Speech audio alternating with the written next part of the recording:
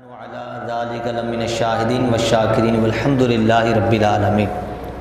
آیت کریمہ جو میں نے آپ کے سامنے پڑھی، پچھلے جمعۃ المبارک میں بھی یہی آیت کریمہ پڑھی تھی، اور وقت کم ہونے کی وجہ سے ہمارا موضوع مکمل نہیں ہو سکا۔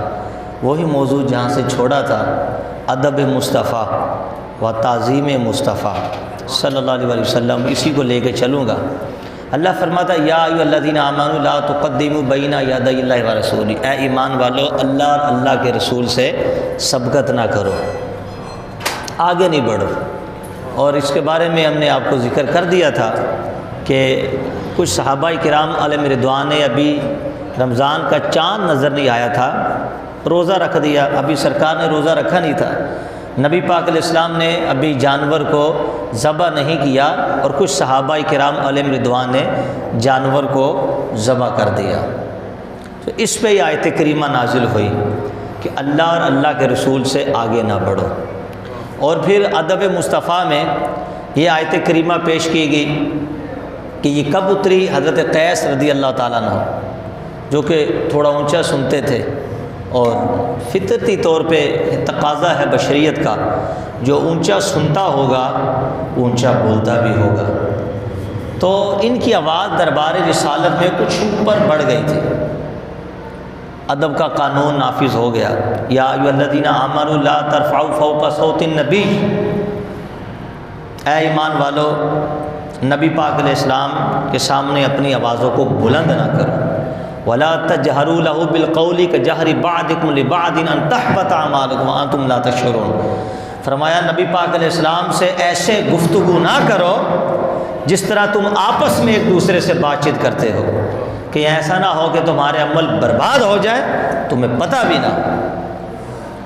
تو چونکہ جب یہ حضرت قیس نے محسوس کیا تو وہ دربار رسالت سے آنا انہوں نے بند کر دیا۔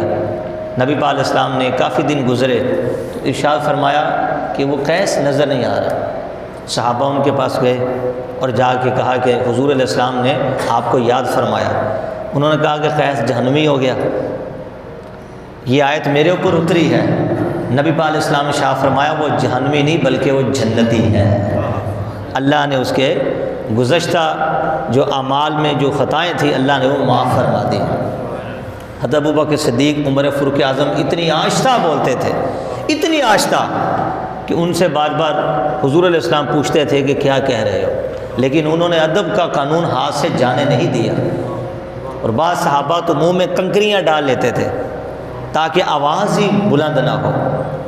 اور جب حال یہ ہو گیا صحابہ کرام علیہم رضوان کا، تو اس میں جو ایک بات میں نے ذکر کی ہے وہ بات یہ ہے، اللہ فرماتا ہے تمہیں خبر بھی نہ ہو تمہارے اعمال برباد کر دوں گا۔ اقبال صاحب کی تجوری ہو پیسوں کی، اقبال صاحب سمجھتے ہیں کہ میری تجوری میں بڑے پیسے ہیں، چور آیا چوری کر کے لے گیا، اقبال صاحب کو پتہ ہی نہیں۔ اقبال صاحب اسی گمنڈ میں ہیں کہ میری تجوری میں تو بڑا مال ہے، بڑی دولت ہے، میں بڑا امیر ہوں، لیکن انہیں نہیں پتا کہ اندر سے کھوکھلے ہوتے جا رہے ہیں۔ جیسے بظاہر ایک دروازہ صحیح ہوتا ہے، اس کو اندر سے دیمک چاٹ لیتی ہے، لیکن ہم اس کی ظاہری شکل و صورت کو سمجھ کر دیکھتے ہیں، ہم یہ کہتے ہیں دروازہ بڑا پیارا ہے، لیکن جب بعد میں پتہ چلتا ہے وہ گرتا ہے تو پھر پتہ چلتا ہے کہ اس کو تو دیمک کھا گئی تھی۔ فرمایا ایسے ہی جیسے صاحب تجوری والا اپنے تجوری میں دولت رکھتا ہے، کوئی چرا کے لے جاتا ہے تو رکھنے والے کو پتہ نہیں چلتا۔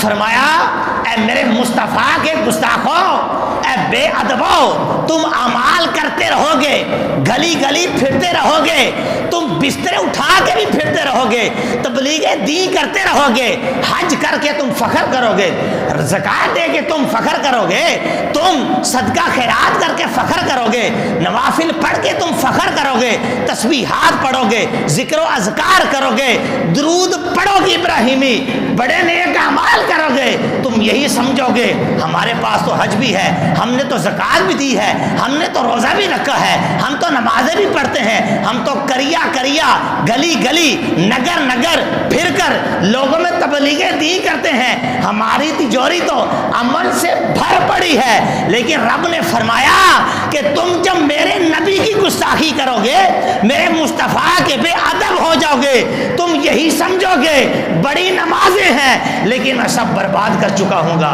تمہیں خبر بھی نہ ہوگی۔ تو فرمایا بے ادباؤ، ادب مصطفیٰ بجا لاؤ، اگر بے ادبی کرو گے اعمال تمہارے برباد کر دوں گا، تمہیں خبر بھی نہ ہوگی کیا ہو گیا ہے۔ تو اس لیے ادب مصطفیٰ یہ بہت ضروری ہے، جہاں بے ادب وہاں اعمال برباد۔ اعمال کیا ہوتے ہیں؟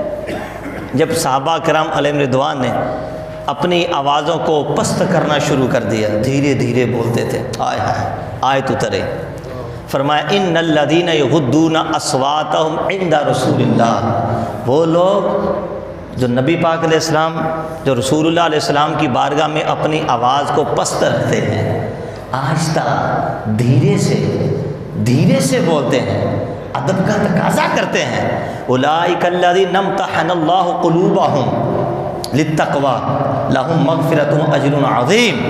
فرمایا یہ وہی لوگ ہیں کہ رب نے ان کے دلوں کو تقوی کے لیے چن لیا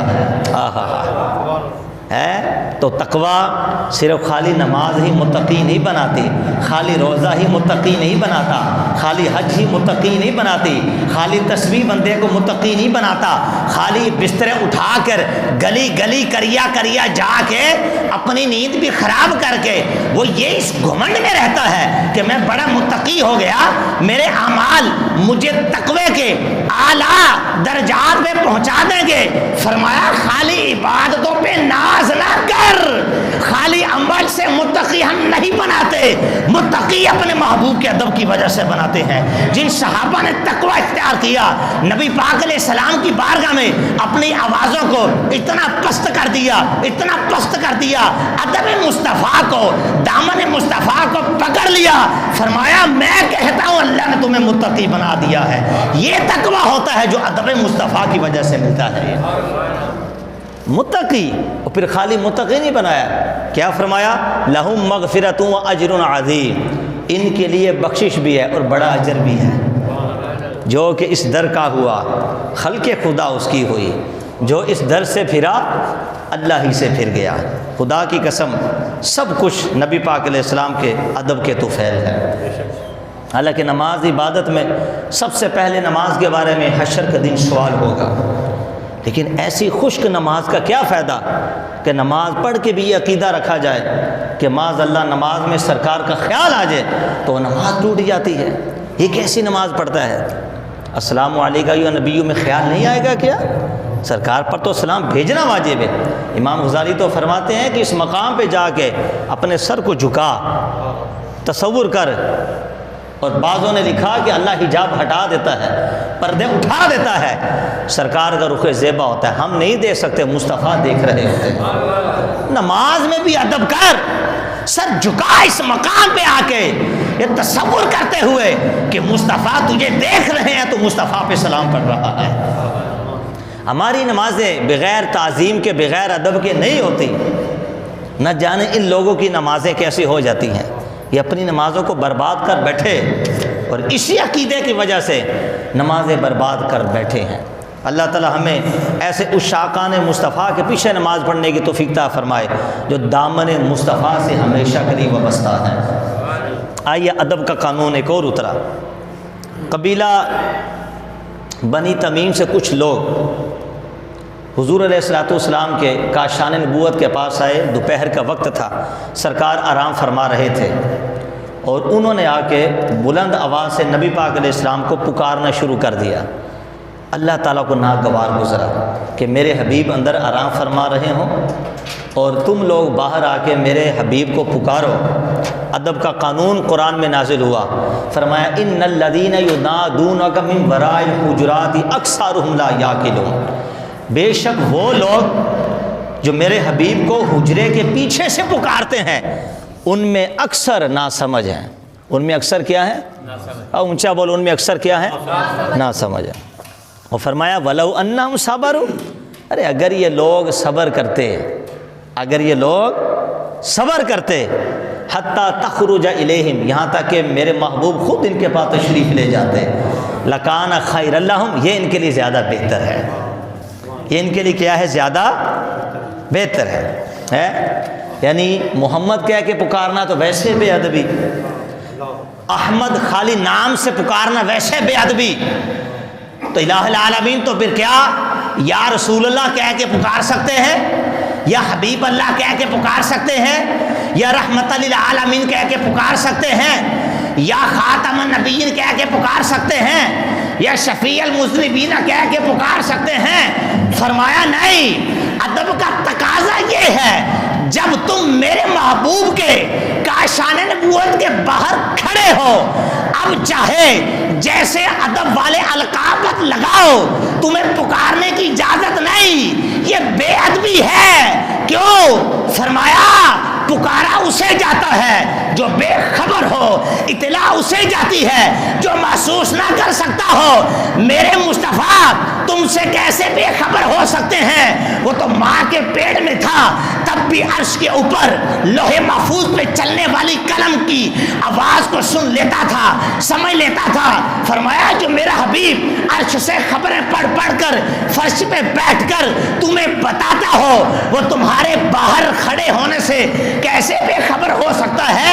اسے پتا ہے کہ باہر کون کھڑا ہے، وہ تمہاری حاجتوں سے بھی باخبر ہے۔ خبردار، کوئی لقب نہ چلے گا۔ مصطفیٰ کے دربار میں آ گئے، اب پکارنا بند کرو، ہاتھ باندھ کر کھڑے ہو، جو میرے حبیب کا انتظار کرو، بڑھ کھڑے ہو۔ اس لیے کہ مصطفیٰ جانتے ہیں کہ باہر کون کھڑا ہے، کون آیا ہے۔ حتیٰ تخرج الیہ، یہاں تک کہ محبوب آپ ان میں تشریف لے جائے۔ صبر کرو، صبر کرو، دربار رسالت ہے۔ یہ کیا ہے؟ یہ ادب کا قانون اللہ پاک نے قرآن کریم کے اندر نازل فرما دیا۔ خدا کی قسم کیا مقام ہے حضور علیہ الصلوۃ والسلام کا۔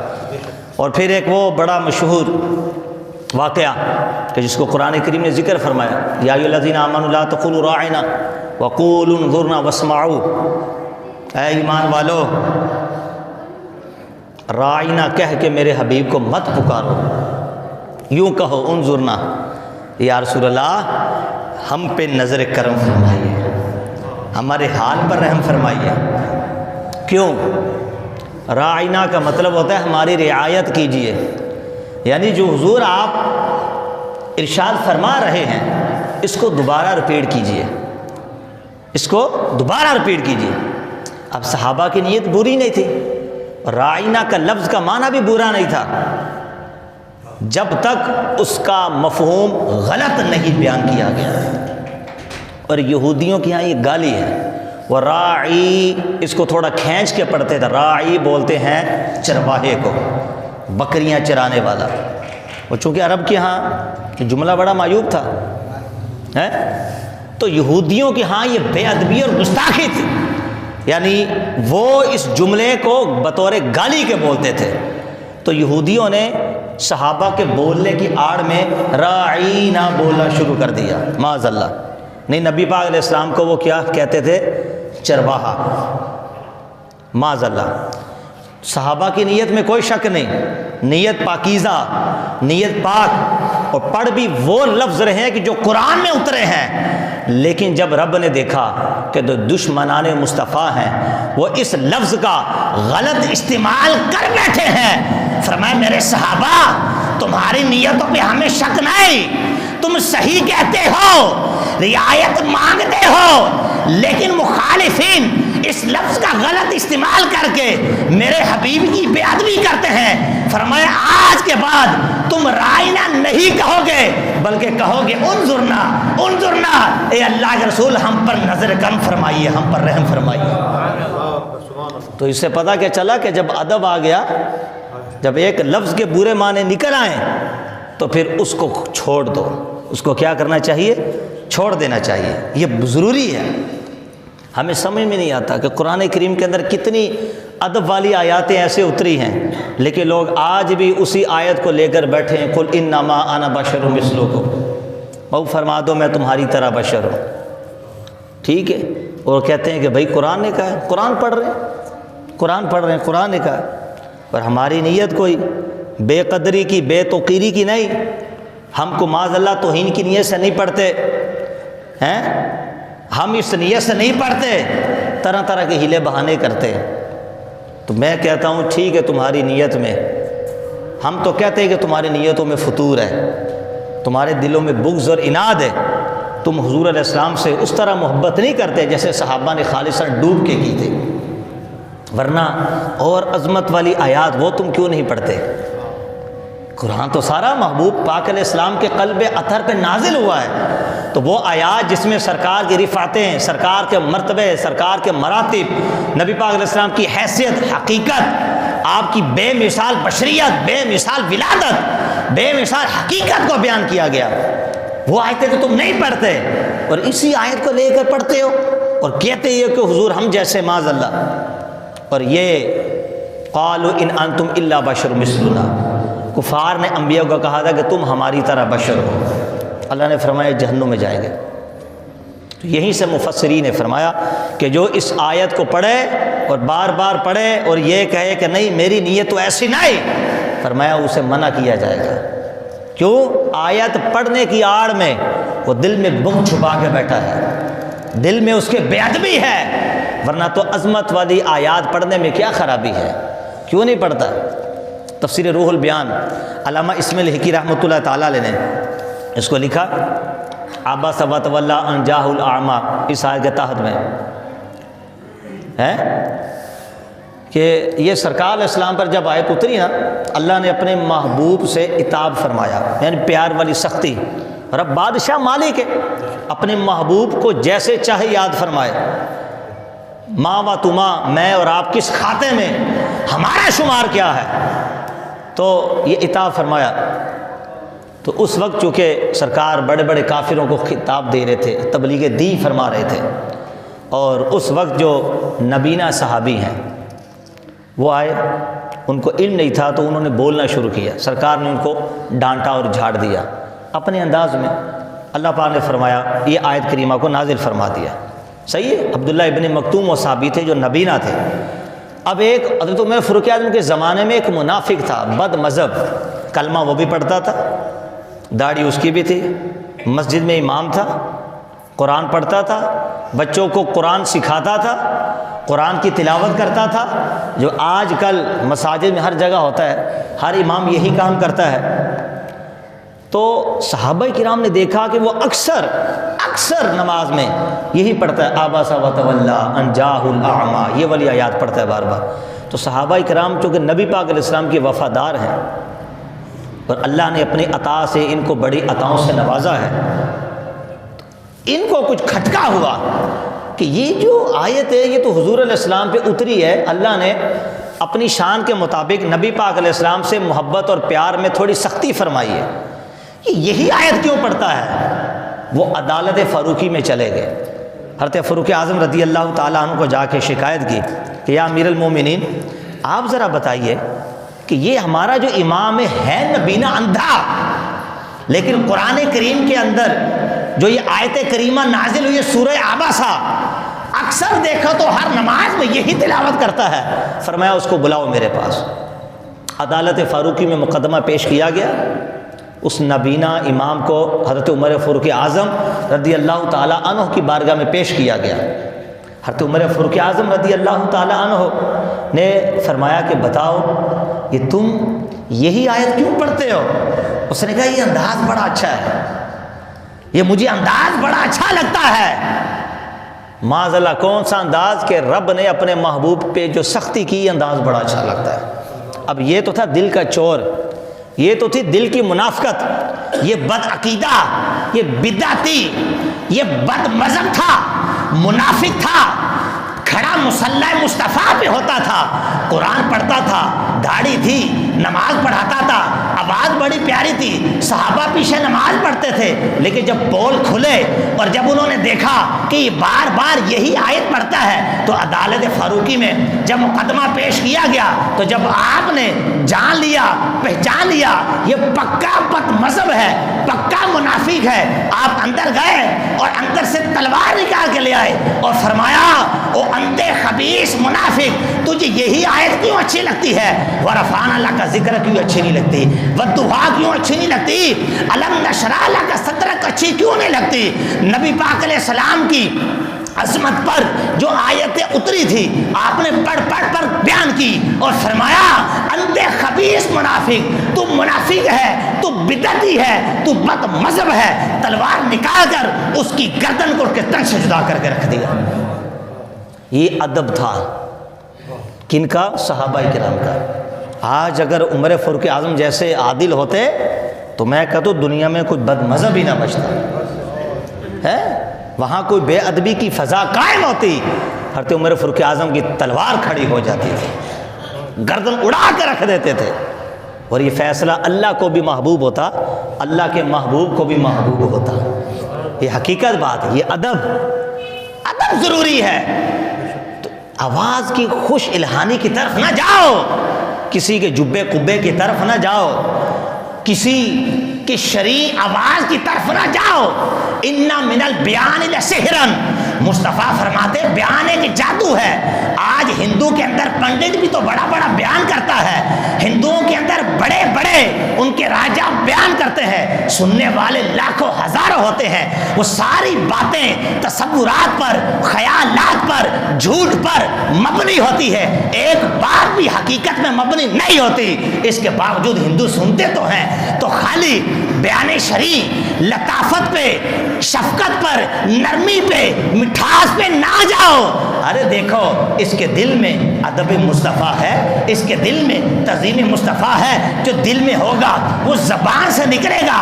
جب جس کی زبان تعظیم مصطفیٰ کے لیے بولتی جائے وہ تمہارا ہے، اور جس زبان سے ادب مصطفیٰ کے خلاف ایک جملہ بھی نکل آئے، ادب مصطفیٰ کے خلاف کون سا چور چھپا ہوتا ہے، کہیں تو اس رنگ میں چور باہر ہوتا ہے کہ یا رسول اللہ کہنا شرک ہے، یہ نعت پڑھنا شرک ہے، یہ ختم کے بعد دعا کرنا یہ بدعت ہے، یہ نماز جنازہ کے بعد دعا کرنا بدعت ہے، اصحال ثواب کرنا بدعت ہے، محفل میلاد کرنا بدعت ہے، اولیاء اللہ کو پکارنا بدعت ہے، قبروں میں جا کے دعائیں کرنا بدعت ہے۔ جہاں یہ اس طرح کی بولیاں کہ جو شیطانوں کی بولیاں تھی، اس خارجی فرقے کا عقیدہ تھا جو حضور مولا علی شیر خدا کے زمانے میں پیدا ہوا، جبھی تو ان کو نکالا گیا۔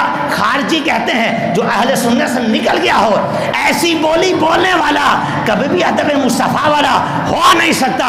جو اس طرح کے ترنگ میں آ کے بولی بولے، اعلیٰ حضرت فرماتے ہیں اس کو دل سے ایسے نکالو کہ جیسے آٹے سے بال نکال کر پھینک دیا جاتا ہے، پھر مصطفیٰ تمہیں ایسے سنبھالیں گے کہ حشر کا دن ہوگا، دامن مصطفیٰ ہوگا، مصطفیٰ کے ہاتھ اٹھے ہوں گے، رب کی بارگاہ میں شفاعت مصطفیٰ کریں گے، جنت میں تم داخل ہوتے چلے جاؤ گے۔ اللہ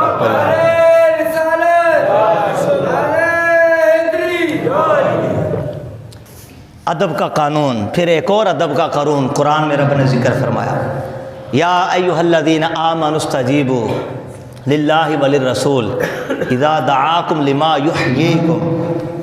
فرمایا اے ایمان والو، اللہ کا رسول جب تمہیں بلائیں تو دوڑا لما کیونکہ یہ رسول تمہیں زندگی بخشتا ہے، یہ تمہیں حیاتی بخشتا ہے۔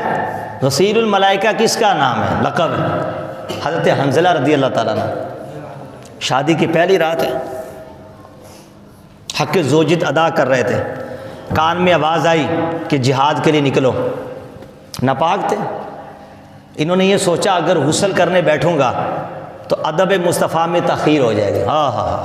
یہ جملے کوٹ کرو جملے، اگر غسل کرنے بیٹھا مر گیا تو رب کو کیا جواب دوں گا؟ ادھر مصطفیٰ کی طرف سے پیغام آ رہا ہے۔ ناپاکی کی حالت میں اٹھے، خود پہنا، زرہ پہنی، لباس پہنا، گھوڑا پکڑا اور ادب مصطفیٰ کے لیے نکل گئے، جہاد کیا، بڑے کافروں کو واصل جہنم کیا، بلاخر شہید ہو گئے۔ جب شہید ہوئے، جنگ ختم ہوئی، نبی علیہ السلام نے فرمایا جو جو صحابہ شہید ہیں سب کی لاشوں کو جمع کیا جائے. سب کو جمع کیا گیا, ایک لاش نہیں ملی حضرت حنظلہ کی. ہے سرکار نے اوپر دیکھا, روایتوں میں آتا ہے, علماء نے لکھا, مفہوم عرض کر رہا ہوں, اور فرمایا اب یہ غیب کی خبر, کہو نا سبحان اللہ, ہمیں کس نے بتایا کہ حضرت حنظلہ رضی اللہ تعالیٰ عنہ بے غسلے تھے؟ مصطفیٰ نے بتایا. اللہ جانتا تھا, یہ حضرت حنظلہ جانتے تھے کہ حنظلہ ناپاک ہے. سرکار نے فرمایا میں دیکھ رہا ہوں کہ جن کو تم ڈھونڈ رہے ہو وہ ہمارے ادب میں, ہماری تعظیم میں, وہ ناپاکی کی حالت میں نکل کر رب کی بارگاہ میں شہید ہو چکا. فرمایا آسمان کے فرشتے میرے حنظلہ کو غسل دے رہے ہیں.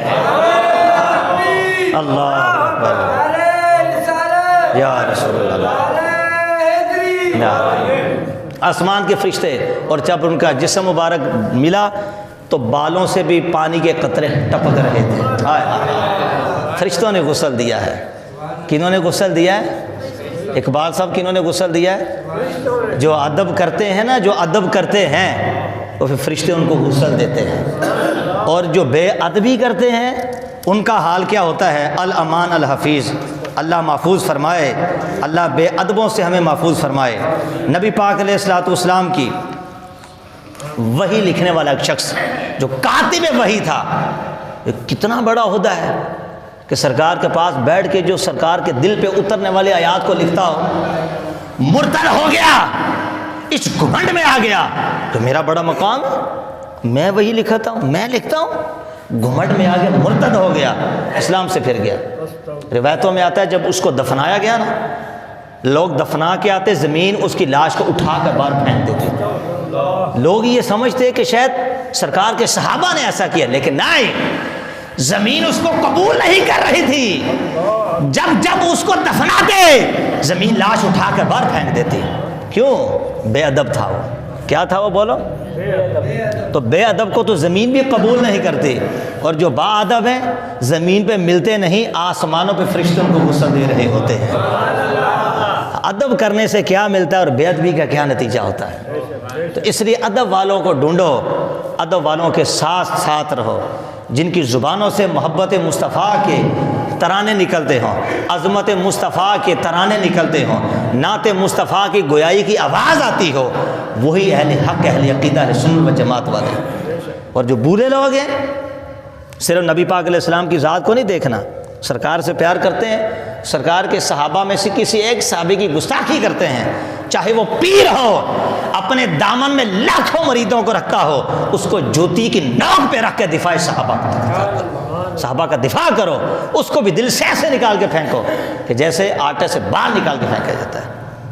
اور ایسے صرف صحابہ نہیں, اب آئی سرکار کی ازواج کی بات, مصطفیٰ کی آل کی بات. جو سرکار کی آل کے بارے میں بے ادبی کرے, سرکار کی ازواج کے بارے میں بے ادبی کرے, وہ بھی گستاخ اور بے ادب ہے, اس سے بھی ہمارا کوئی تعلق نہیں ہے. کہ آپ کریں گے, بڑھیں گے, اولاد کو سکھائیں گے تو اللہ کی بارگاہ میں درجات پائیں گے. خدا کی قسم, یہ دنیا دارالعمل, مر جانا ہے سب نے. ارے ڈگری مصطفیٰ لے کے جاؤ, عظمت مصطفیٰ کی سند لے کے جاؤ, تاکہ قبر میں جاؤ اور سرکار رخ زیبا دکھائیں تو شرم سے پانی پانی نہ ہو, بلکہ سر اٹھا کے والضحیٰ کے چہرے کو دیکھنا, سرکار پر درود و سلام پڑھنا, اور مصطفیٰ تمہیں قدموں میں لوٹنے کے بھی اجازت عطا فرما دے زہ نصیب. جبھی تو مفتی احمد یحییٰ خان نعیمی رحمۃ اللہ فرماتے ہیں کہ قبر میں سرکار ہیں تو میں قدموں میں گرو, گر فرشتے پہ اٹھائیں تو میں ان سے یوں کہوں رک جاؤ تھوڑی دیر, اب تو پائے ناز سے میں فرشتوں کیوں اٹھوں کہ مر کے پہنچاؤں یہاں اس دل ربا کے واسطے. اور میں تو مرے اس لیے ہوں کہ قبر میں سرکار آئیں گے, مصطفیٰ کا دیدار کروں گا. ہائے ہائے, یہ ہے عاشق رسول کہ جو کہتے ہیں خالی دنیا کے اندر یہ ادب نہیں, قبر میں بھی مصطفیٰ آئیں گے, ادب ملحوظ رکھا جائے گا.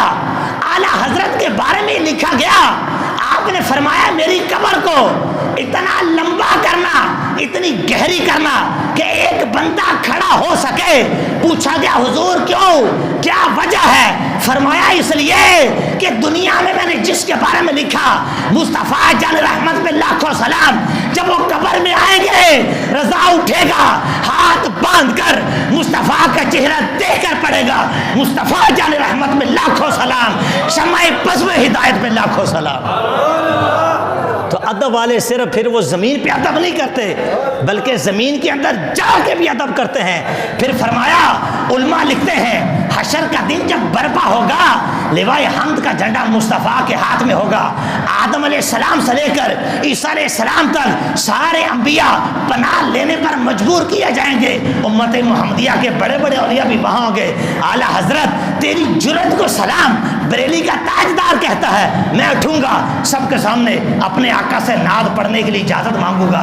نعت کون سی پڑھوں گا؟ میں کہوں گا زمین و زمان تمہارے لیے، مکین و مکان تمہارے لیے، چنین و چنات تمہارے لیے، یہ بنے تو جہاں تمہارے لیے، ہم آئے یہاں تمہارے لیے، ہم آئے یہاں لوائے حمد کے جھنڈے کے نیچے اٹھے بھی یہاں تمہارے لیے۔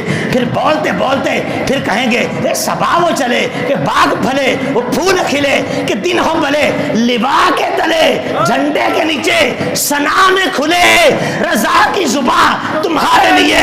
عرض کریں کہ آقا دنیا میں تھا تب بھی زبان کھلتی تھی عظمت مصطفیٰ کے لیے، قبر میں جا کے سلام پڑا تو زبان کھلی مصطفیٰ کے لیے، حشر میں بھی زبان کھلے گی تو عظمت مصطفیٰ کے لیے کھلے گی۔ اللہ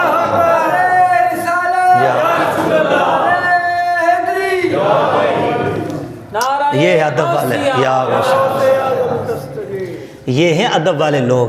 یہ کون ہیں؟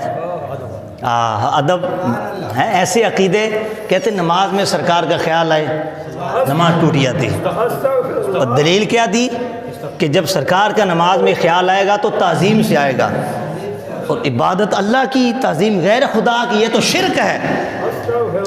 یعنی یہ جملے آپ بھی برداشت نہیں کر پا رہے، مصطفیٰ کے کلیجے پہ کیا حال ہوا ہوگا جب ان بے ایمانوں نے یہ بد عقیدے لکھے کفار کی سازشوں پہ، جو پیسے لے کے بکے ہوئے تھے، پوری تاریخ ہے یہ، اپنے نام بدلتے رہے لیکن اللہ پاک نے ان کی منافقت کو ظاہر کر دیا، بریلی کے تاجدار کو پیدا فرما دیا۔ ہائے ہائے ہائے، دودھ کا دودھ پانی کا پانی کر دیا اعلیٰ حضرت نے۔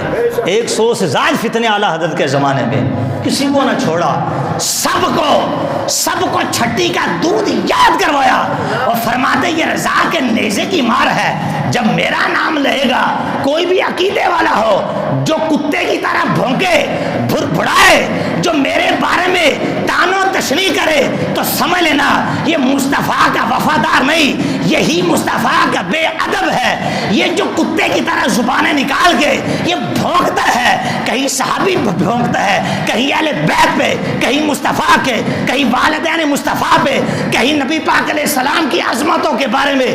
فرمایا رضا نے یہی تو کیا نا کہ عظمت مصطفیٰ کا پہرا دیا۔ اب رضا کی جو قلم ہے اللہ نے اس قلم کو کیا بنایا؟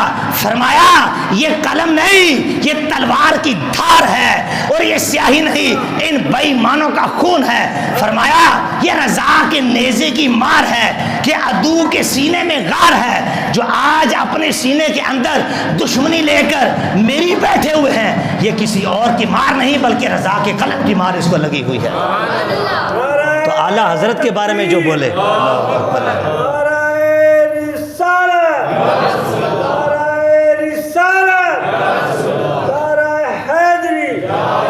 حضرت ابی بن کعب رضی اللہ تعالیٰ عنہ، بخاری شریف سے ہے ستہ کے اندر، ابی بن کعب یہ بہت بڑے صحابی تھے۔ ابی بن کعب نماز پڑھ رہے ہیں، نماز، حضور علیہ السلام نے ان کو بلایا، یہ نہیں آئے، جلدی نماز پڑھی، سلام پھیرا، دربار رسالت میں حاضر ہوئے۔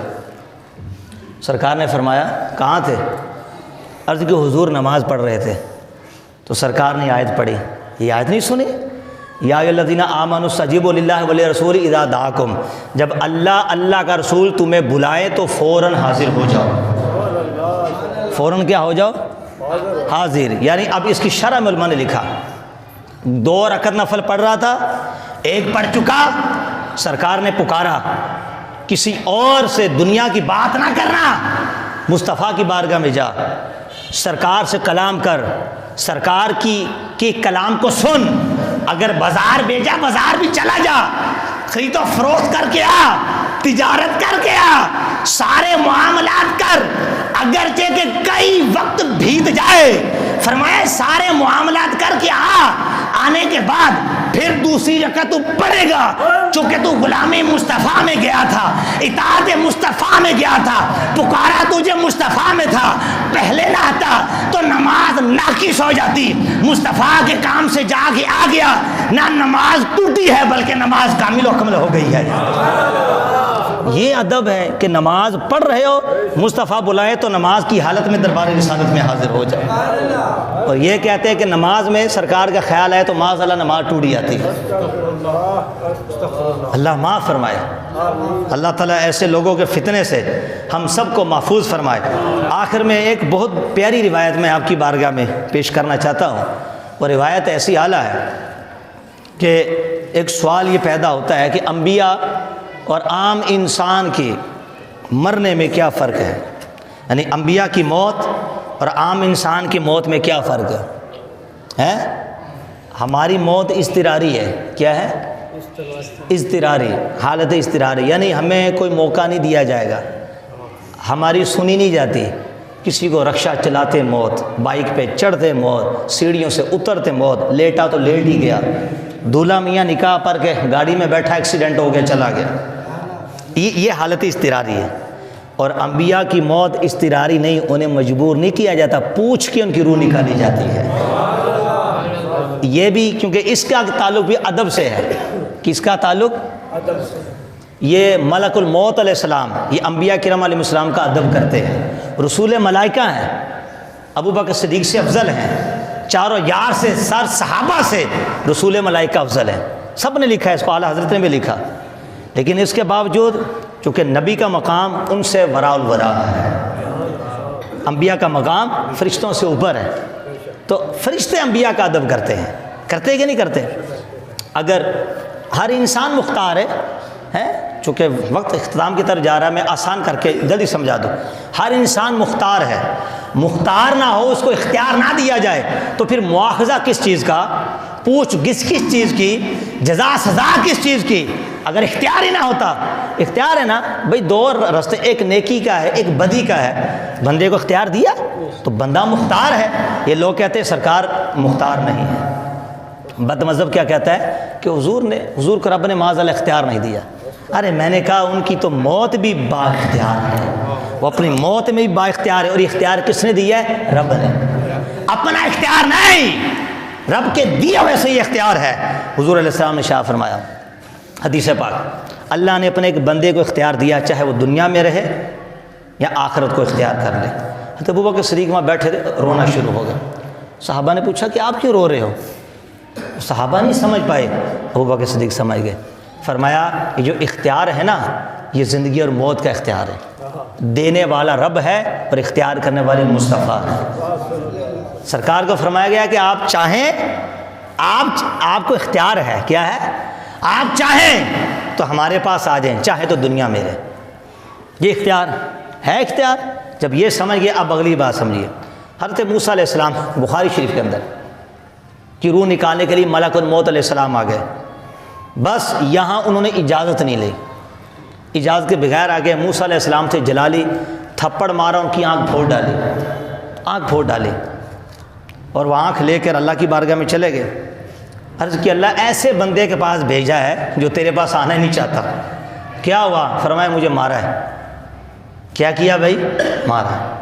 فرمایا جاؤ میرے کلیم کے پاس لوٹ جاؤ، اور جا کے ان کو عرض کرو کہ آپ کسی بیل گائے کی پشت پہ ہاتھ رکھیں، جتنے بال ہوں گے ایک بال کی عوض 1 سال آپ کی عمر بڑھا دی جائے گی۔ اسرائیل علیہ السلام آئے اور یہ پیشکش کی، موسیٰ علیہ السلام نے فرمایا ہمیں اپنے رب کی بارگاہ میں حاضر ہونے سے کسی قسم کا کوئی توقف نہیں، میں تو جانا چاہتا ہوں، منع نہیں، چونکہ تو نے اجازت نہیں لی، بغیر اجازت کی تو غصہ ہے، اس لیے میں نے تیرے منہ پہ تھپڑ مارا ہے۔ بغیر اجازت کی آیا، تو اجازت لے کے آتا تو میں یہ شر نہ کرتا۔ سمجھ آ رہی ہے؟ اب یہ پڑھو روایت بالمعنی، اپنے انداز میں، مفہومی انداز میں۔ اب شاید کسی کے دل میں خیال ہو کہ موسیٰ علیہ السلام کہ تمانچے سے ملک الموت کی آنکھ پھوٹ گئی تو وہ آنکھ سے رہ گئے، نہیں، حدیث میں آتا ہے فرد اللہ علیہ عینہ، اللہ نے ان کی آنکھ ان کو دوبارہ واپس لوٹا دی، آنکھ ان کو دوبارہ واپس لوٹا دی۔ اور یہ جو صدمہ طاری ہوا یہ صورت بشری پہ طاری ہوا۔ فرشتوں کی حقیقت کیا ہے؟ نور، بولو نور کی تو آنکھ پھٹتی نہیں، لیکن پتہ چلا نور جب اپنی حقیقت کو بدل کر بشریت میں آیا اب آنکھ پھٹی ہے۔ یہی ہم کہتے ہیں کہ مصطفیٰ کریم علیہ السلام کی حقیقت کیا ہے؟ نور۔ کیا ہے حقیقت؟ اونچا بولی، حقیقت کیا ہے؟ جب بھی تو 4 بار شک صدر ہوا نا، ایک بار بھی خون نہیں نکلا۔ اگر حقیقت نور نہ ہوتی تو پھر خون نکلتا۔ انسان جزء ذاتی ہے، آپ اور میں اپنی شکل اختیار نہیں کر سکتے، یہ ہماری حقیقت ہے۔ جن کر سکتا ہے، فرشتہ کر سکتا ہے۔ یہ جب اتنی بات آپ سمجھ گئے، اب آگے ذرا سمجھیے۔ خدا کی قسم کہ موسیٰ علیہ السلام ایسے با اختیار ہیں کہ نبوت کا مقام یہ ہے کہ موت کا فرشتہ نبی کے سامنے بے اختیار ہے، اس کی روح قبض نہیں کر سکتا۔ موت کا فرشتہ نبی کے سامنے بے اختیار ہے۔ محدث ابن منیر رحمۃ اللہ تعالیٰ علیہ آپ نے فرماتے ہیں کہ ملک الموت کی ایک آنکھ پھوٹی ہے، حالانکہ بازوئے کلیم میں طاقت یہ ہے موسیٰ علیہ السلام کے بازو میں، رب کے 7 آسمانوں کو ایک تماچا مارے، لَتَدَّقَّتِ السَّمَاوَاتُ السَّبْعُ مِن لَطْمَاتِ موسیٰ، تو موسیٰ علیہ السلام کے ایک تماچے مارنے کی وجہ سے رب کے 7 آسمان چکنا چور ہو کر رہ جائے۔ یہ نبی کی بازو کی قوت کا عالم یہ ہے، چکنا چور ہو کے رہ جائیں۔ اور فرماتے ہیں لیکن یہاں تو آنکھ پھوٹی ہے، ہونا تو یہ چاہیے تھا کہ ملک موت علیہ السلام سارے ختم ہو جاتے ہیں۔ اور یہ حوالہ بھی ہمارا نہیں، فیض الباری ہے، یہ ان کی کتاب کا حوالہ، بخاری کی شرح کا۔ ملک موت علیہ السلام کی صرف آنکھ کیوں پھوٹی؟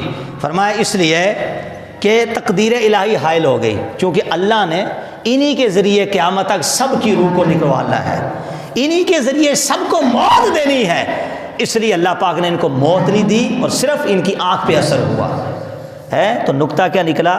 جب بازوئے کلیم کی طاقت کا یہ عالم ہے تو بازو حبیب کے طاقت کا عالم کیا ہوگا؟ بچپن میں گہوارے میں بیٹھ کے انگلی اٹھتی ہے، جس طرف انگلی جاتی ہے چاند اسی طرف ہو جاتا ہے، اور اشارہ کرتے ہیں تو سورج کے چاند کے 2 ٹکڑے، اشارہ کرتے ہیں تو ڈوبا ہوا سورج پلٹ کر وقت اثر پہ آ جاتا ہے، اشارہ کرتے ہیں تو کیا ہوتا ہے، درخت چل کر سرکار کے قدموں میں آ کر قدم بوسی کرتے ہیں، توجہ فرماتے ہیں، توجہ، تو بے حس بے روح والی کنکریاں بھی کلمہ پڑھنا شروع کر دیتی ہیں۔ یہ حال ہے خدا کی قسم نبی پاک علیہ السلام کی عنایتوں کا، یہ حال ہے۔ یہ حضور علیہ السلام کو اللہ نے مقام عطا فرمایا، تو اس سے پتہ کیا چلا کہ موت ہماری اضطراری ہے، انبیاء کی موت اضطراری نہیں بلکہ اختیاری ہے۔ ان سے پوچھا جاتا ہے، ان سے پوچھا جاتا ہے، پوچھنے کے بعد پھر ان کے جسم انور سے ان کی روح کو نکالا جاتا ہے۔ تو یہاں بھی ملک الموت علیہ السلام ادب کو ملحوظ خاطر رکھے ہوئے ہیں۔ ہائے ہائے، آخری بات کر ہی جاؤں، عبدالحق محمد دہلوی رحمۃ اللہ علیہ فرماتے ہیں کہ یہ جو تھپڑ مارا تھا موسیٰ علیہ السلام نے، اس کی وجہ یہ تھی کہ ادب مصطفیٰ سکھا رہے تھے۔